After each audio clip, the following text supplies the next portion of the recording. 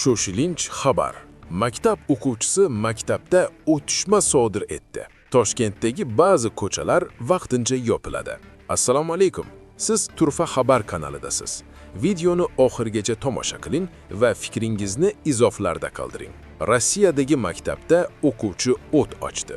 Bugun 26 mart kuni Rossiyaning Chelyabinsk shahridagi 32 maktabning 9-sinf o'quvchisi ishtirokidagi hodisada o'qituvchi va bir nechta o'quvchi jarohat oldi.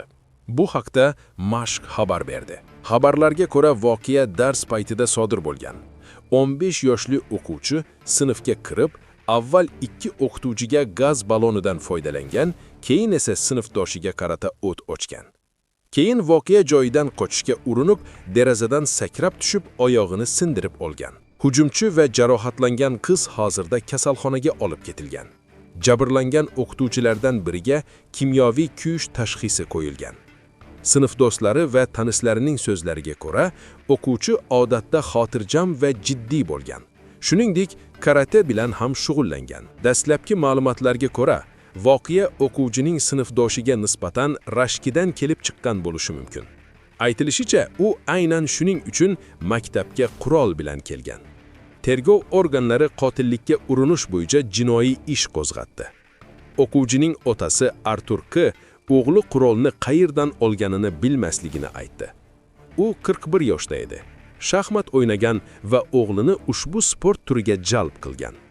O'g'li ham karate to'garagiga qatnagan va turli musobaqalarda qatnashgan. Voqeadan so'ng maktab vaqtincha yopildi va barcha o'quvchilar uylariga jo'natildi. Toshkentdagi ba'zi ko'chalar vaqtincha yopiladi.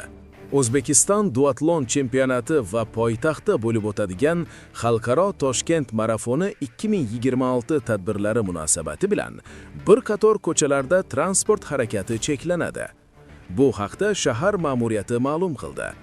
Xabar qilinishicha, quyidagi vaqt va hududlarda transport harakati vaqtincha to'xtatiladi. 28 mart soat 00:00 dan 12 gacha Yangi O'zbekiston ko'chasi, CAU universiteti oldidan Parkent shossesigacha. 3 aprel soat 16:00 dan 14:00 gacha 5 aprel. Afrosiyob ko'chasi, Islom Karimov ko'chasi chorrahasidan Beshyog'och ko'chasi chorrahasigacha. 5 aprel soat 2:00 dan 13:00 gacha. Beshyog'och ko'chasi Furqat ko'chasidan Islom Karimov ko'chasigacha. Afrosiyob ko'chasi, Islom Karimov ko'chasidan Sharof Rashidov ko'chasigacha. Sharof Rashidov ko'chasi, Afrosiyob ko'chasidan Islom Karimov ko'chasigacha. Afrosiyob ko'chasi, Sharof Rashidov ko'chasidan Shahrisabz ko'chasigacha. Shahrisabz ko'chasi, Afrosiyob ko'chasidan Amir Temur Shoh ko'chasigacha. Oybek ko'chasi, Shahrisabz ko'chasidan Nukus ko'chasigacha. Nukus ko'chasi, Oybek ko'chasidan Istiqbol ko'chasigacha. Abdulla Qodiriy ko'chasi, Istiqbol ko'chasidan Abay ko'chasigacha. Haydovchilarga ushbu cheklovlarni hisobga olgan holda yo'nalishlarini oldindan rejalashtirish tavsiya etiladi.